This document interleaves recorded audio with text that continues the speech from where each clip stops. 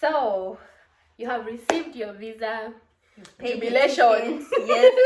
Won't he do it? God, thank you. God will. You answer prayers. You answer prayers. Hey. Watoto kujua tena. I know. So, you have announced to your whole village that you are going. You are leaving them in their village. In Australia. In Australia. So what next, Yeah. We're thinking of just mentioning a few things like don't overpack. Please don't. Yes. I think people think, oh, I'm going overseas. Let me pack the whole house. Yeah, don't overpack. Because life will hit you. You're like, why did I carry this thing? Exactly. And one thing about Africans, we like dressing. Ooh. You are right here. They will look at you like, what are you wearing? What are you wearing? This is a whole emotional video for another day. Like, why do people just wear tights and leggings abroad and runners and running shoes? And Kathmandu jackets. Like, and they're fine. I know. You've carried your Sunday best. You remember even the Arafat? Is it called Arafat? And you're like, dude, people look at you like, are you a gangster? Please don't think you're coming here to become a fashion designer. Like, no. It's okay to keep your personality, but I think it's just important to say that because I went to uni in Kenya, we were doing the most. Yeah. I was doing the most personally. If you knew me back then, I was doing the most. But you come here, it's so chilled. It's chilled vibes. Chilled.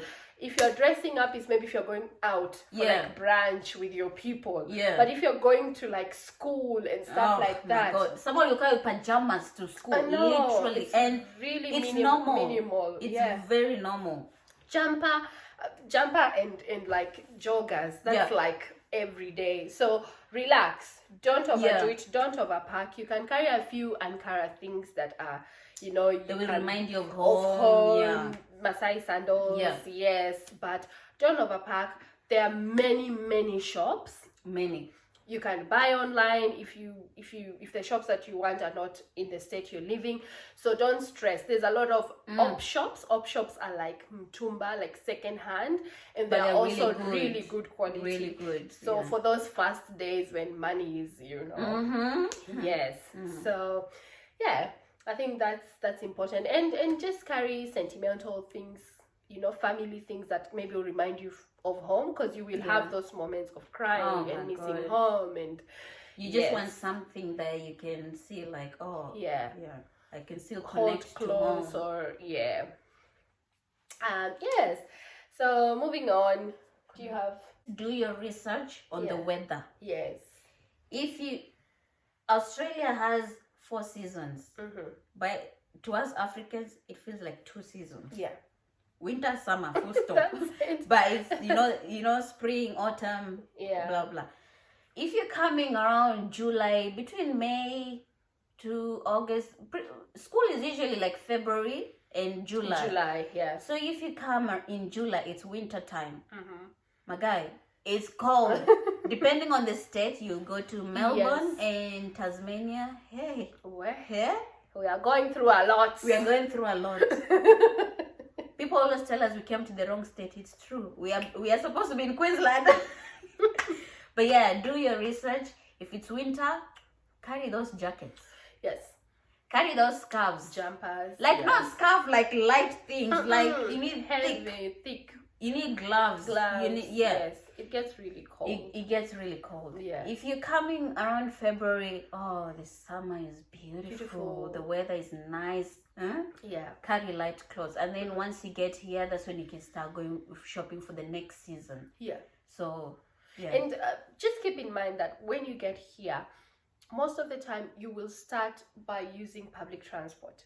So you will be standing waiting for buses. It's really cold outside. You'll be standing waiting for the train. It's different when you have your car. You just come from your house, which has like aircon, to a car which has aircon, to an office which has aircon.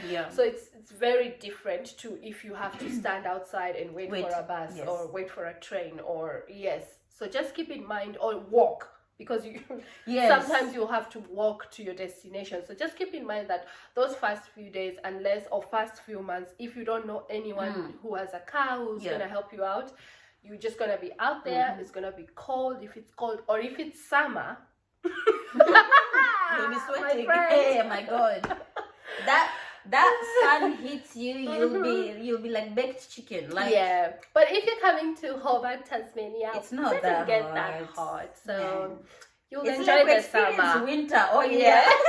You'll enjoy the summer. It won't be too hot. Yeah.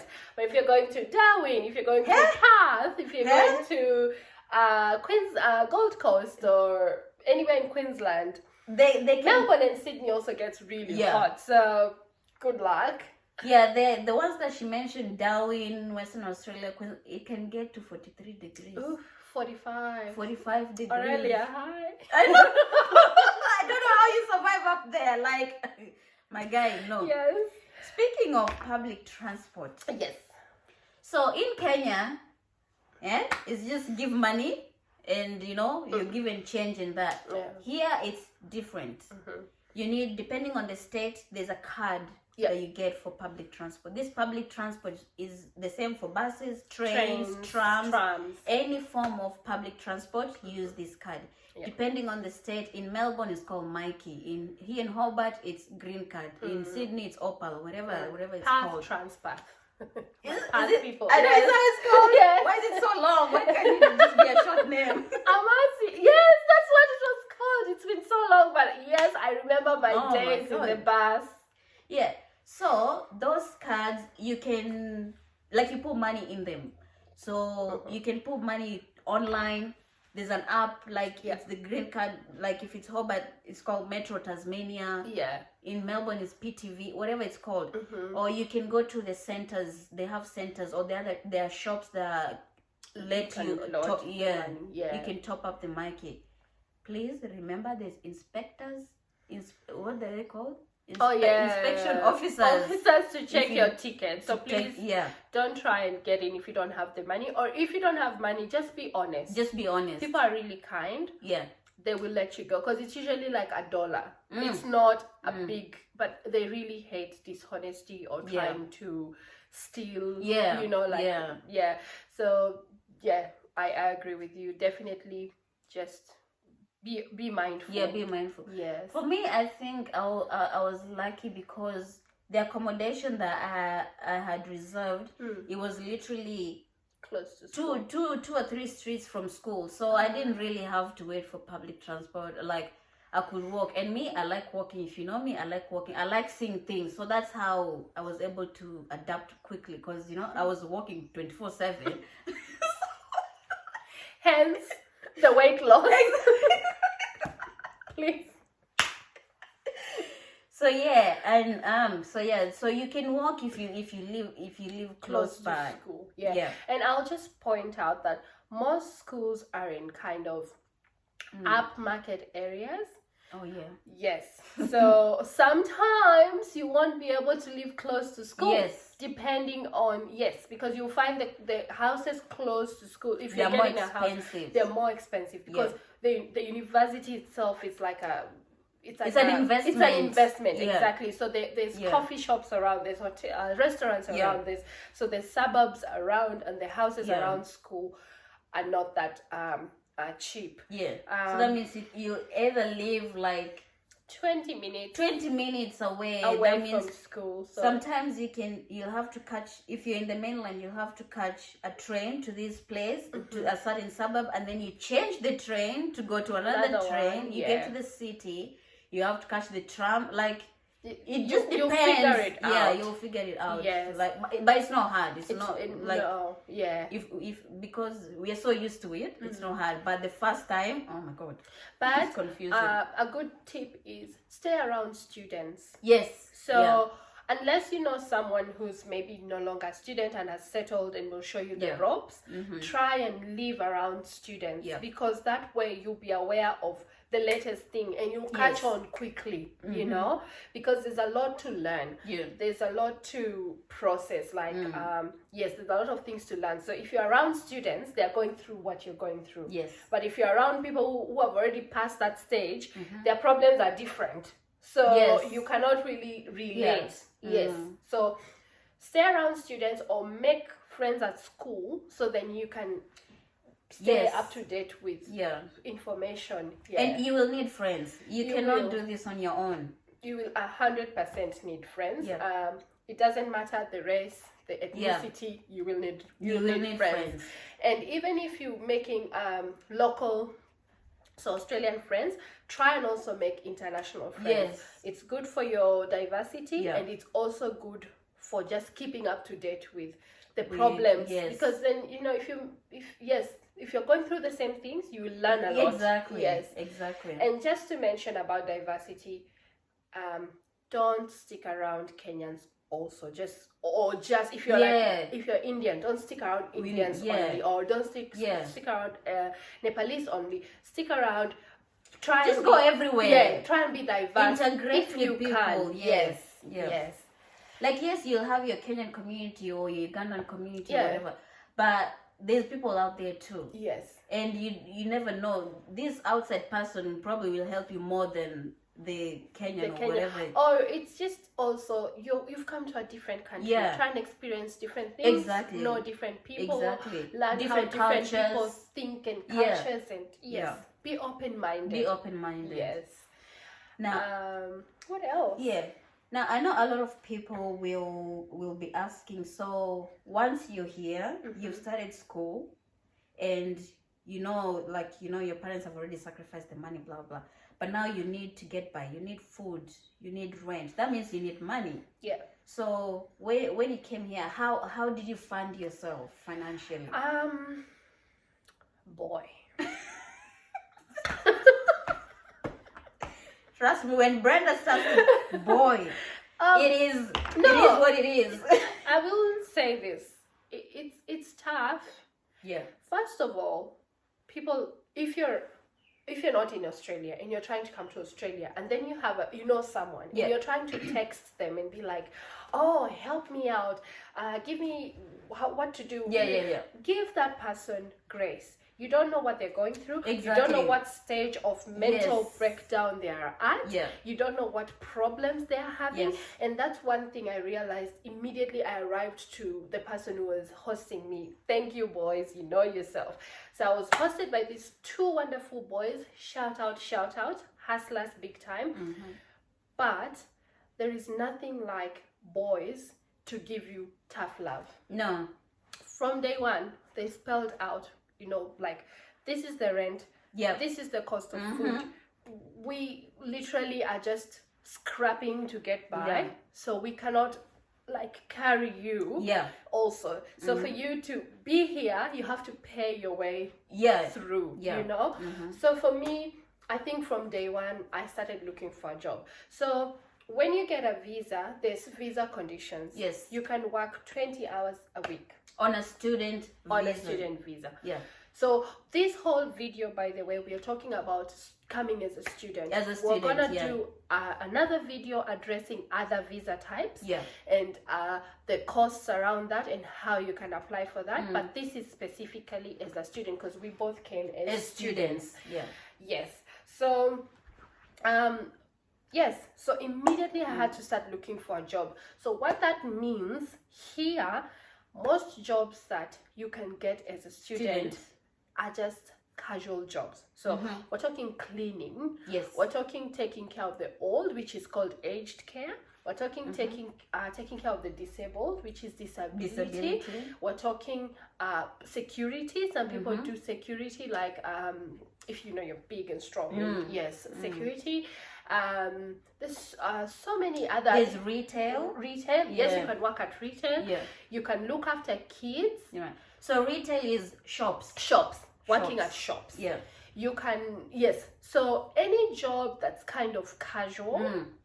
Because no employer is going to employ you on a full-time job when your visa only allows you 20 hours. So you can get part-time. There's casual, there's part-time. So and then there's full-time. So casual is like they call you when they need you. You're not guaranteed work. Part-time, you're guaranteed, but you're only guaranteed your 20 hours. And if school is on break, so every semester there's a break. And in that 1 week or 2 weeks, if your employer can allow you to work more hours. And when you close for summer for 3 months, you can work full time. When you close, there's 1 month we close between May and June. Yeah, July, around 1 month. Yeah. That 1 month you can work full time. So that's the So as long as school is on, only 20 hours a week. School is closed, full time. If you want to work 1,000 hours, that's up to you. Yes. Yeah. And you might wonder, who would know if I worked more?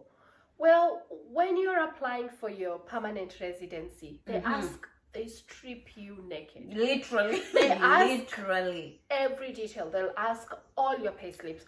Yeah. Who's your employer? Yeah. They have your tax file number. They can track you through the Australian taxation office. Yes. The one thing with Australia, you cannot run away. Exactly. They'll keep your records from the day you arrive in that airport until today. So just be mindful of that. Like you might think, oh, if I do it, who's gonna know? It's just that it's gonna come back to you at some point. So be careful. Back to my story. Sorry. Oh yes. I get carried away.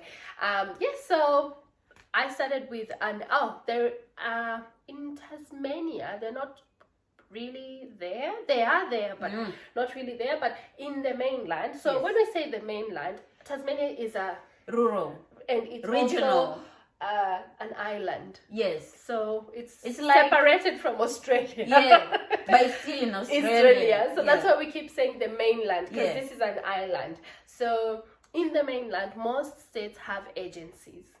Yes. Yes. And what an agency is a group, like it's not an employer. It's an employer, but they're going to places asking, what do you want?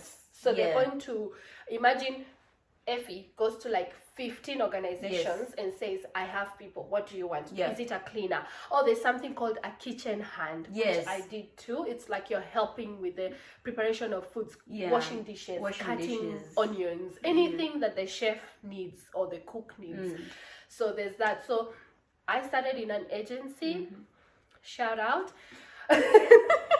And I did everything. I did anything, any work that you can come by. Because when you arrive, you can imagine how many people have arrived. Yes. And how many people want work. Yes. So you cannot afford to be picky. You know? Oh, trust me. You cannot afford to be picky. Unless me, I wash dishes. Exactly. My guy, you will wash those dishes. Unless money is not a problem and your parents are supporting your day to day. Otherwise, you will just have to roll your sleeves and do it. And also there is gardening.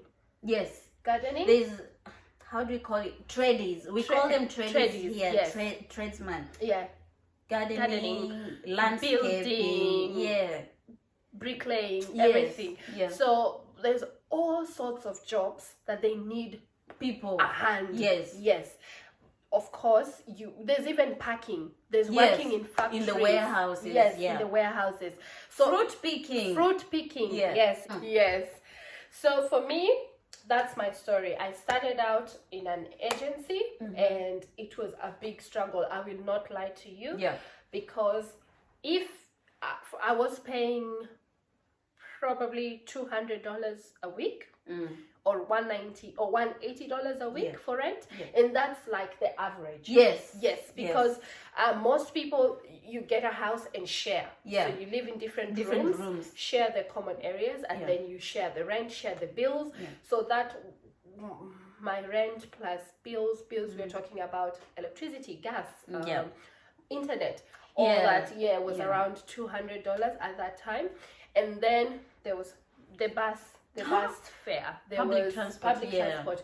When you're in school, you need to buy your own food. Exactly, you need to buy your own food and all that stuff. So realistically, your parent cannot. They cannot. Unless otherwise, it's really a lot to ask of your parents. So that's how I got by my first.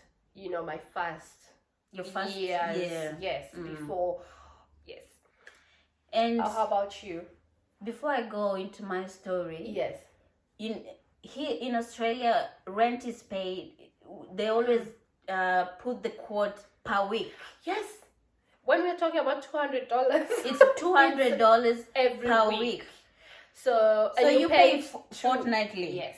So that's 400 fortnightly. That's what you pay. Yes. A lot of things are paid fortnightly because salaries in Australia are paid fortnightly. Yes. So you pay rent fortnightly. You can pay internet. I think internet is monthly. Yes. Yeah. Things are paid per week or per fortnight or per month. Yeah. It's not like home everything is per month. Yes. No. Yes. So that's a very, very important point to point out. Yes. Yeah, you need to keep that into consideration. Yes. Well, my story, I don't know, because mine is very different. Yeah. And sometimes I actually feel embarrassed of saying this because I don't know. No, we are the ones. Yeah.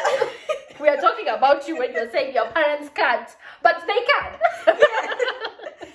So no, it's good because it's a different perspective. Yeah, it is. It is a different perspective. It is. So my dad pretty much funded for everything. I'm not saying that we come from a rich family. No, it was a struggle. Yeah, it was a struggle. But one thing he said before I left Australia: do not borrow anyone money. Yeah.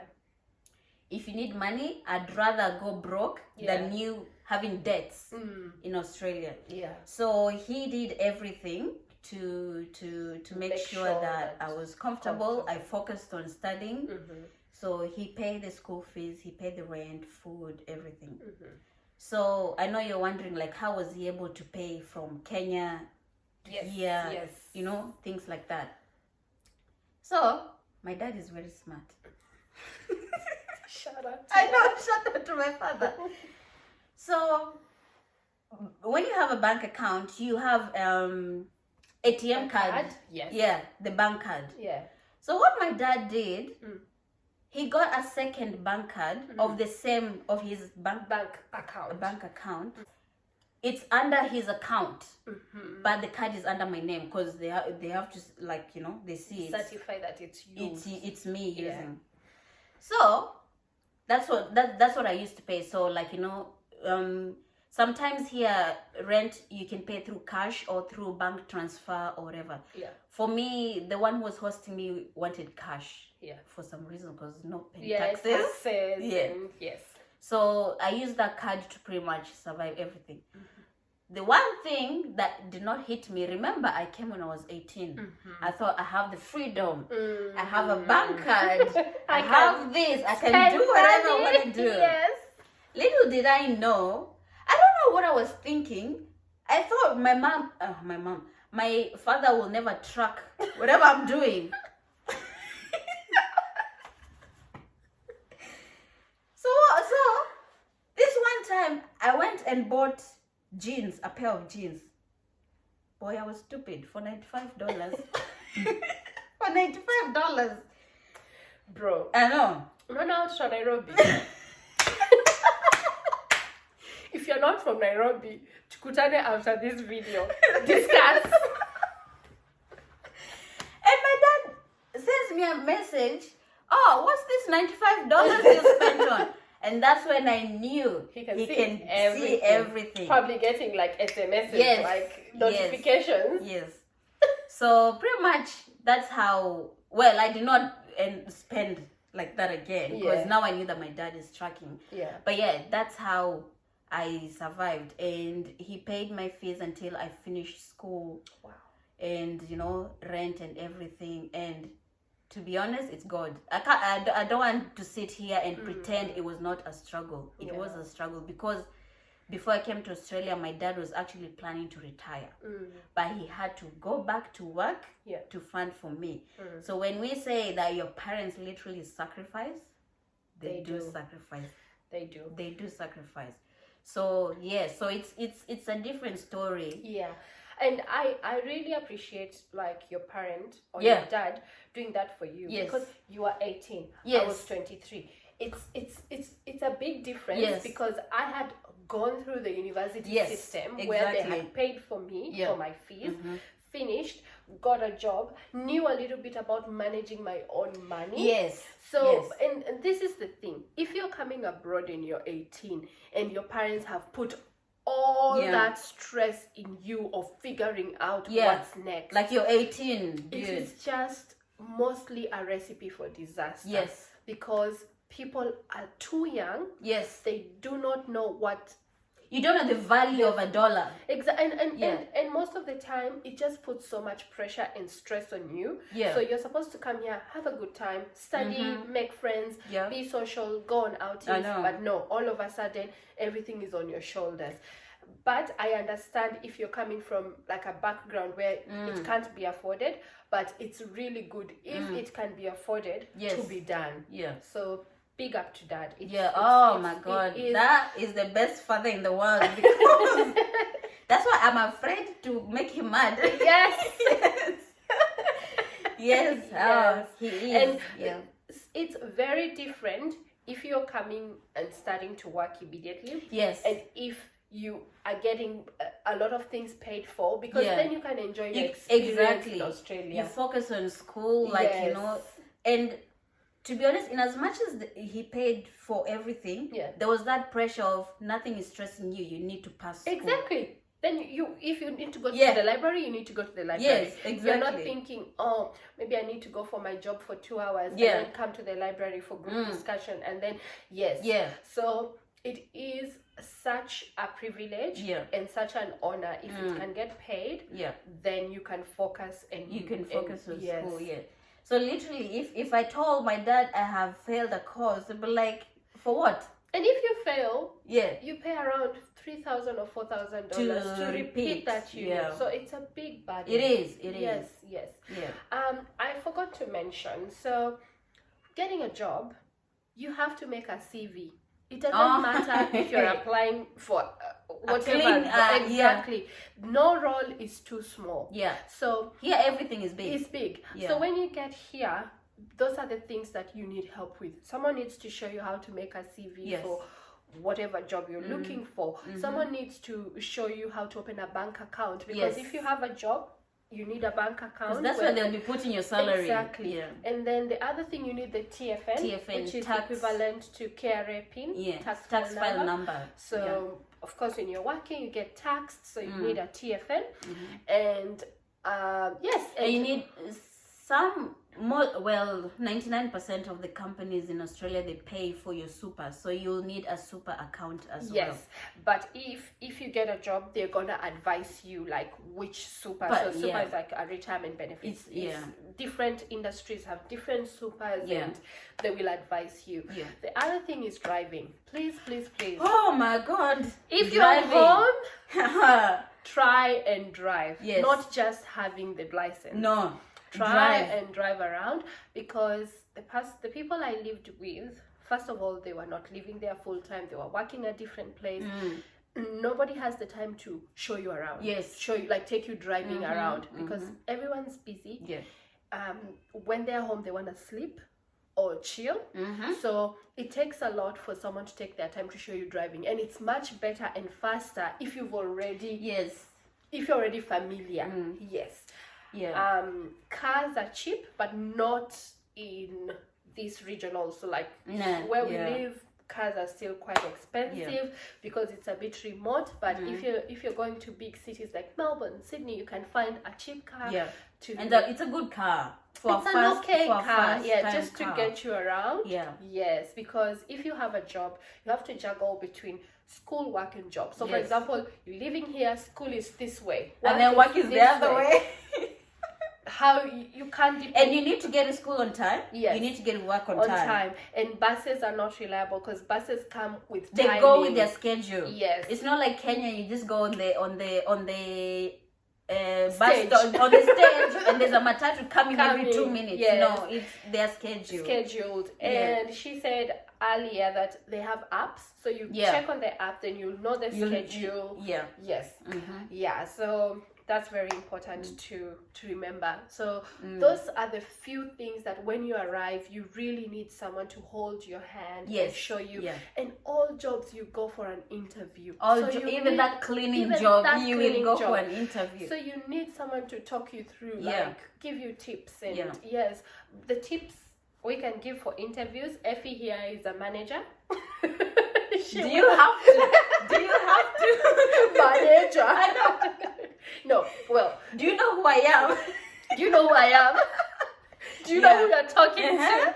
But I think the biggest, in terms of interview, the biggest advice would be confident. Confident. Even if you're talking rubbish, be confident. Because the person employing you, they want to know that you're confident enough to complete this task.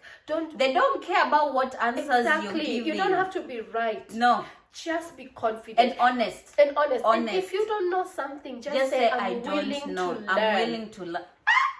One of your strengths, I am willing to learn. That should be a number one thing on your CV. That's it, because that's it. Like, you've just arrived. I just arrived. I know. You need to be willing to learn and open-minded. Yeah. And yes, that's all they want to know. Yeah. Reliable, willing to learn, honest. If you have those three things, you'll be fine. I think going back to driving, for me it was different. Yes. Because I actually didn't go to driving school in Kenya. Ulikuwa time wapi? Exactly. Sorry, you guys. We'll put captions. Me, I finished my exams. I put full stop. Next minute, I'm shipped to Australia before even I got my results. Yes. So I specifically asked my father, can you take me to a driving school? He said, no, you will learn there. I was like, looking back right now, I'm happy that how it turned out. Yeah. The good thing is Kenya we drive on the left, Australia we drive on the left too. Yeah. The only negative thing, I can't say negative. Yeah. But the only con for doing a driving license in Australia, they're expensive. They're expensive, and it's a long process. It's a long process to get. You know, in Kenya, you just go for the test, you have your full license. Full license. Me, I had until for lorry. Do you even know how to drive a lorry? It's commercial. Right now, if they give you a lorry, can you do it? Even a manual. I know. It is a long process. Oh gosh. You start with your learners, where there's the online theory, and then there's the driving test, and then you have to do a certain 120 hours of driving. Supervised. That's day, night, raining, sunshine, whatever. So you have to have like a fully licensed someone in the car with you. Yes, you can't just drive on your own, and you have to display you're a learner. It doesn't if matter. You do not display, you lose your license. Plus, if you have a job, for example, and you're a learner, your car has an L. If you're taking the work car, you have to display the L on the work car. Not that it's a big deal, but just it's good to mention. Yeah. Yes. And then you go from learners, you go to probation 1. P1? And then probation 2, P2. You get your P2 1 year after being on P1. Right? Bro. And then that's when you get your full license. Yes. It is a long process. It is a long process. We had a mommy break. Yes. These are the behind the scenes. Yes. So, before I forget, one thing with driving, back then, you could drive using your international license here. I don't know how it is at the moment, but here in Tasmania, you need to have a Tasmanian license. You can drive using your international license, but most jobs, especially the ones that you have to drive around people, some jobs really insist on having a Tasmanian license.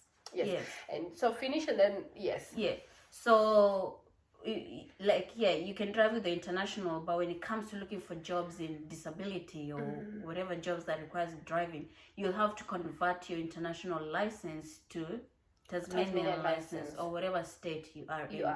So keep that in mind. I'll just say something about that. So I was, at some point, my employer needed me to to have a Tasmanian license, and so I went to convert my license. When I did go, the lady told me, you'd rather hold on to your international license for 1 more year and then convert it, because then you'll get a full license. So what happens is, when you get here with a full license, that time the lady told me you have to have had it here in Tasmania for 3 years. Right. So to have driven here with your international license for 3 years, and then after that you can convert it directly to your international Tasmanian full license. Otherwise, she said, if it was less than that, I would either be given a P. So those ones that have restrictions. Going back to P's, there's a lot of restrictions. Like if you're on 110 kilometer per hour zone, you have to drive 90. Yes. Like, you can't drive after dark. Yes, there is some sort of rule. So yes, but we will read the fine print and then explain further. But if you want more information, there is every state has its own different rules. Yes, so you will just need to go to the website and come through. Yes. Yes, I think that's it to do with driving, but driving is really important. It's everything. You need a car for everything. You need a car for Yes. I think we will end there for today, in terms of, we have talked about a lot of things, but there is still a lot of things that we need to cover. So we will cover about money management, like financial management. If you're here, like even you, considering Dad was paying for you everything, you still had to a budget. I needed a budget to be disciplined with your money, because that's a very big reality. We'll talk about student life. What are your expectations? What's a normal, because she did undergrad and I did postgrad, so we can talk about the variations of like how many days average you need to be in school, or what are your expectations, like attendance, or all those kind of things. We'll talk about friendships at some point. Hopefully we can be joined by friends to cover that. Speaking of that, we'll be joined with friends soon. So we're looking forward to that. And a lot of other things that we're gonna cover. So this Australian, we'll call it a series, because it's a lot of things to cover. And if we feel it's becoming too redundant, we can skip it and then come back to it. So if you have any other questions, please post them under the video. Or our IG page at Are We Really Adulting? It's still the same. You'll see a photo of us. We look so cute in it. So just drop any comment, anything, what you think, or if you're in Australia and you feel there's something we have portrayed different to your experience, please let us know. And for now, we're just gonna answer some questions that we had asked on the stories for people to ask. So we'll answer like 4 or 5, and then we'll wrap it up. Wrap it up. So do you wanna start? Yes. So Brenda, someone is very curious on how did you have 5 jobs and be normal? First of your all, time management, like how? First of all, I'm a vampire. This one does not sleep. This one does not sleep. So, to clarify, this is after my school. So I was not doing 5 jobs and being a student. No. Just to caution you guys, that is not realistic. That's not the image I'm trying to portray. This is after. Because this is after I was in Tasmania when I met you. This is after now I've graduated and I'm now on my hustle. I'm on my grind. I'm like, bring it on. You were doing the most. I know, doing the most. So I did not have to be transparent. That time. So you remember how we were breaking down about being casual, part-time, full-time? Some jobs you will become casual and literally never get called. That's one thing. It's not like you'll be like, I've gotten a job, celebrate, and then weeks Nobody's calling you for weeks. Nobody's calling you. You're calling them. They're like, oh, when we get something, we'll tell you. You probably think they've forgotten about you. But yes, then that's just how it is. Like that's the nature. That's the nature of the job, and people who've been there for longer get preference. People who are permanent get preference because casuals earn more. Because they're not on a permanent they don't basis, get the benefits of being permanent, so they earn more. So the company prefers first to exhaust the permanents and the full-timers, then the part-times, and then the casuals. So by me saying I have 5 jobs, I literally had 5 jobs or more, but I didn't have shifts. So for me to go look for another job is because I had stayed in this job for a while. Nothing is there. And then I go to another job, and then I go to another job. So it was kind of that struggle until I finally found my footing. Yes. And so whoever asked, yes, I'm a hustler and I work a lot. Used to work a lot. Motherhood has humbled me. Oh my God. You don't even want to go to work anymore. You just want to stay home. Yes, but at the time I had a lot of jobs because I was not getting work. So I kept applying for another job. Yes. And that is probably one thing also when you come as a student and you're a casual, like you think you've gotten a job, you're like, oh, I have a job. And then they don't call you for weeks. Or sometimes it's you can find there's a lot of seasons. There's a season where people are on leave and they really need you, and then it becomes quiet. So this is an advice. If there's a season where you're getting a lot of work, save your money. Because as a casual, you don't know what tomorrow is gonna look like. That's true. Save it for another rainy season where it's gonna be dry or no shifts.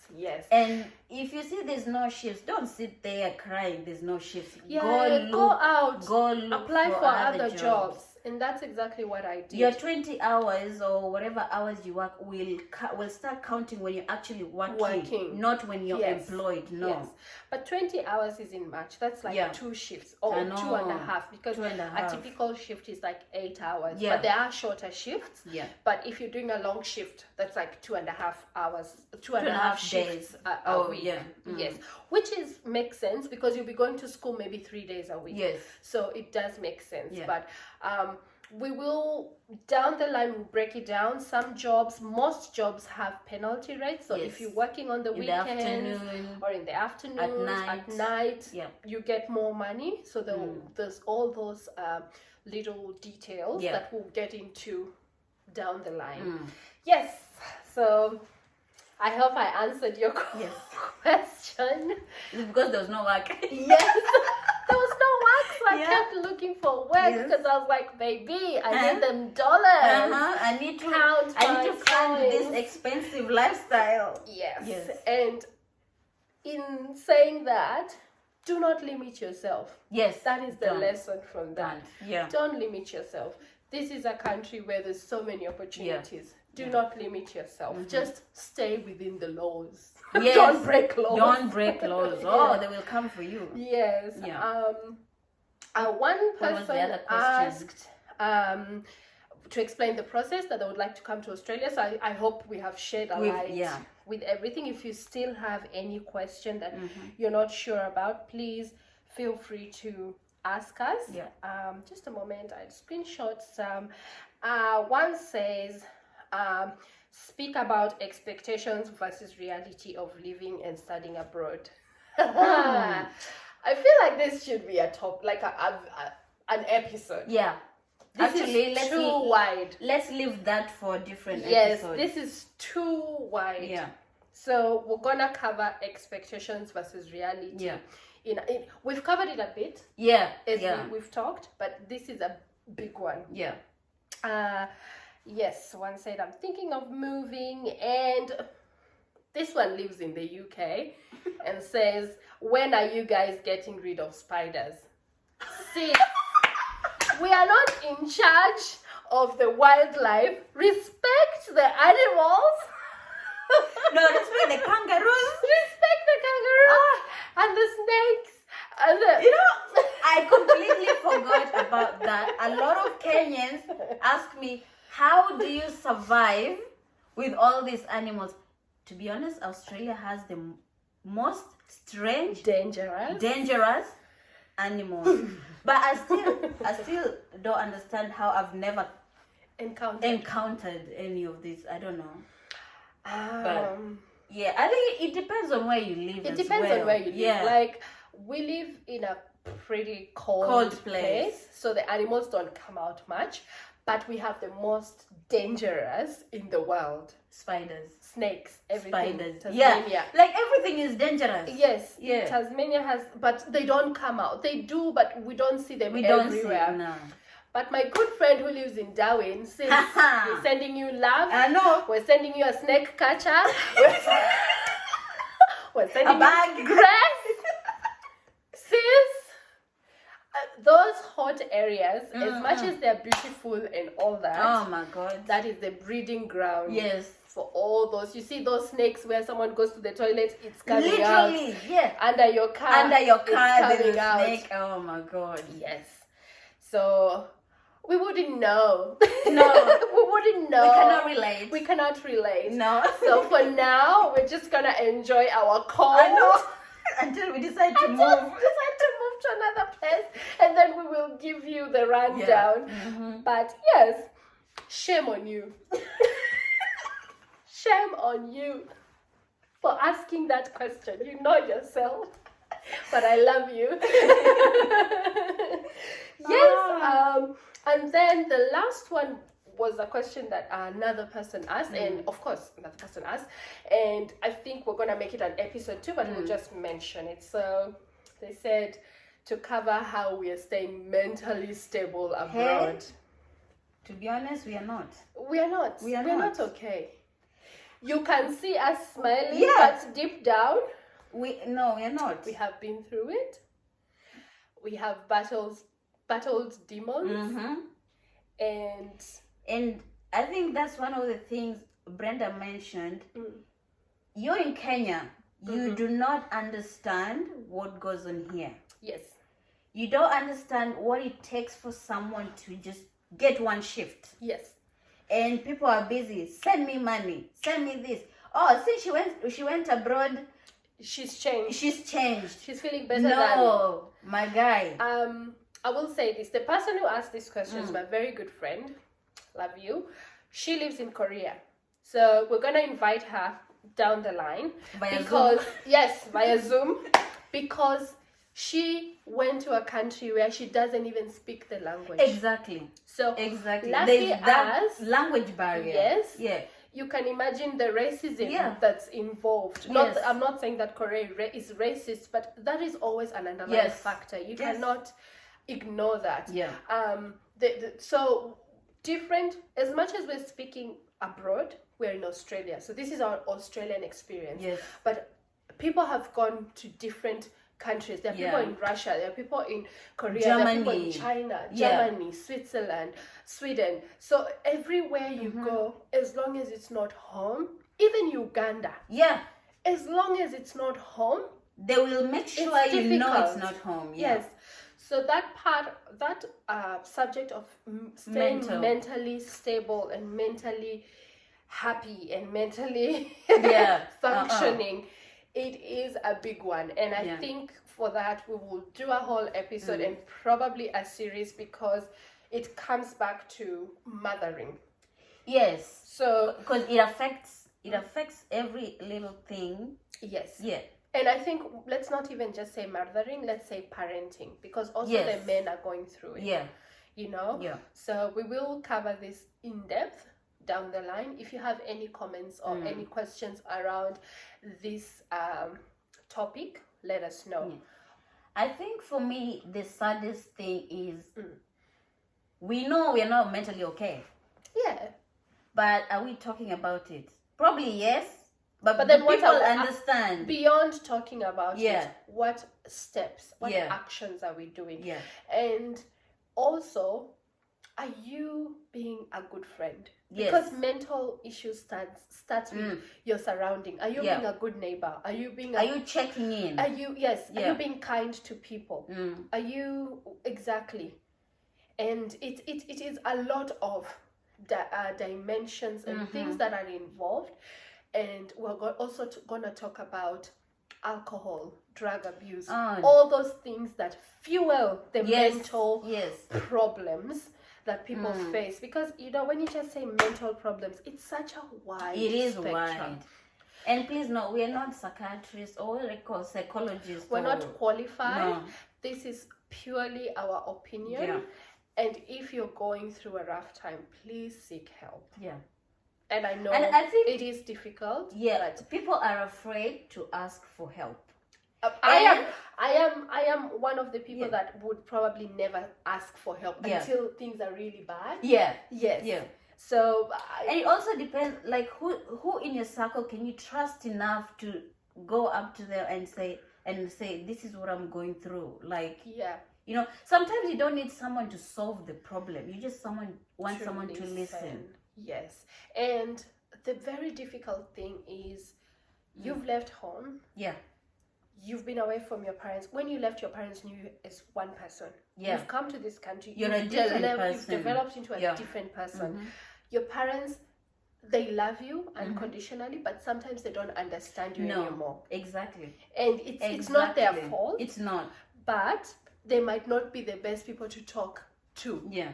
So try and... Because also, like, most scenarios are... Most of our parents haven't come to Australia yet. Yes. It's always us going back home. Mm-hmm.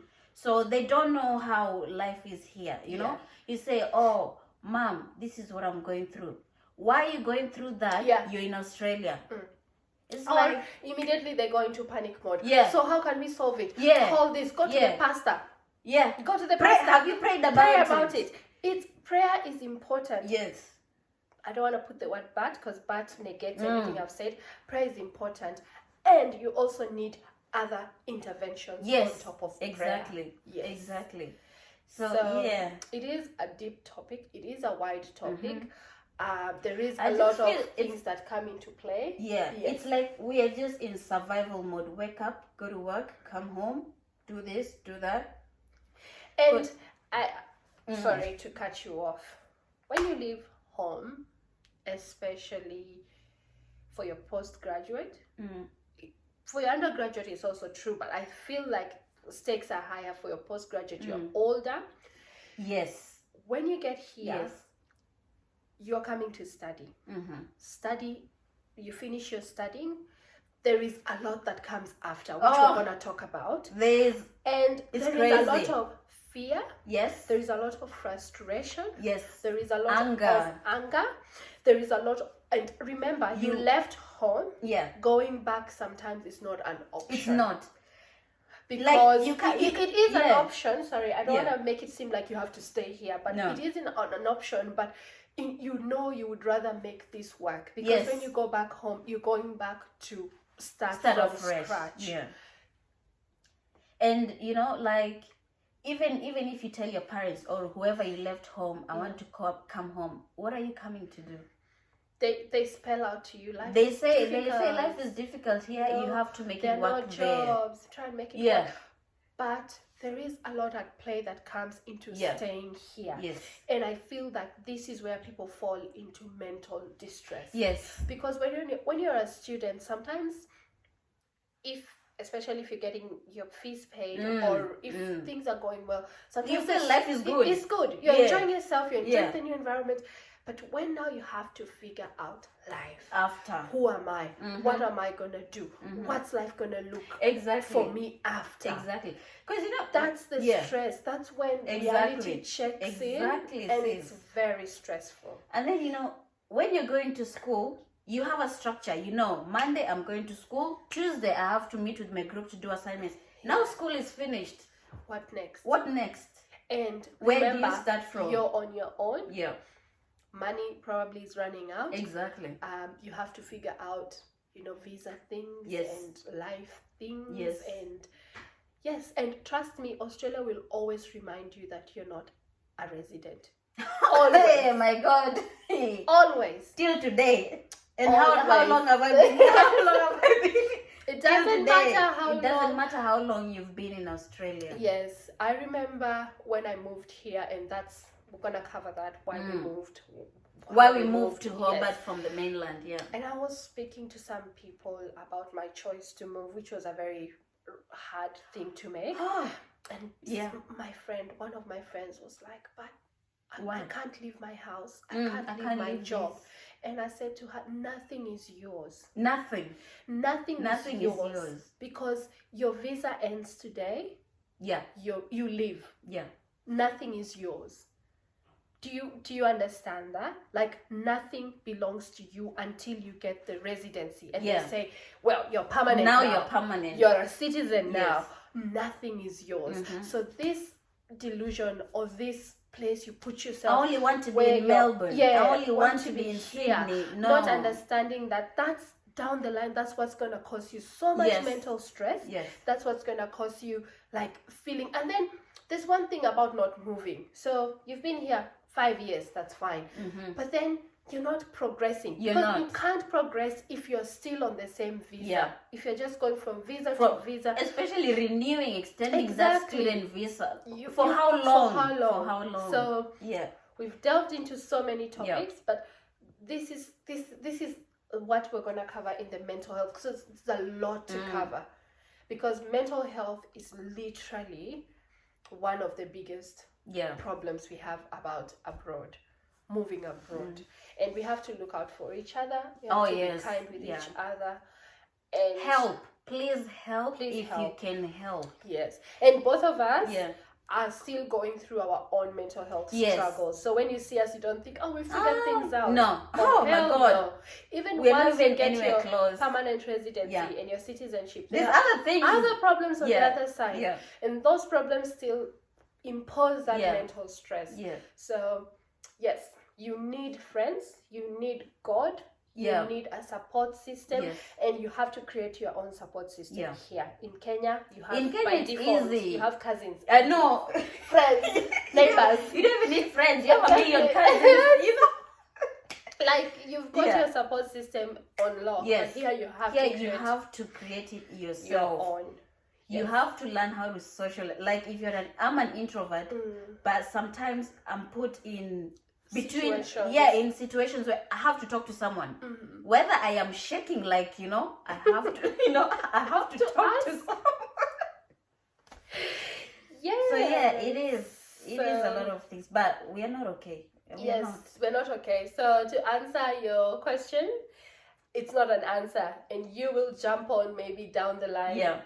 Enlighten us on Korea. What are the opportunities? What are the problems you're facing? And and I know people would like to know about different parts of the world, because sometimes Australia is not maybe because there are different costs to different areas. Not everyone wants to come to Australia, and not everyone can afford Australia, because sometimes it comes down to affordability, to be honest. It's Australia is expensive. It's quite expensive. It is expensive. So we would like to, if you're in any other part of the world and you would like to give input, just text us. And would like to know, because we are trying to open up for people to get information.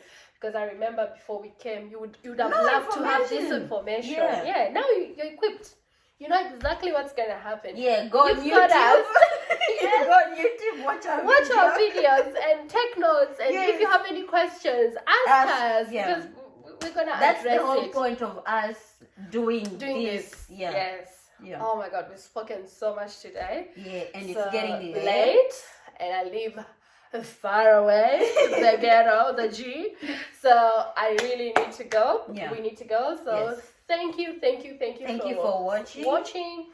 Thank you for staying with us. And more is coming. A lot. Just remember, if you have any questions, just ask, because we're here to chat with you, laugh with you, and help. Yes.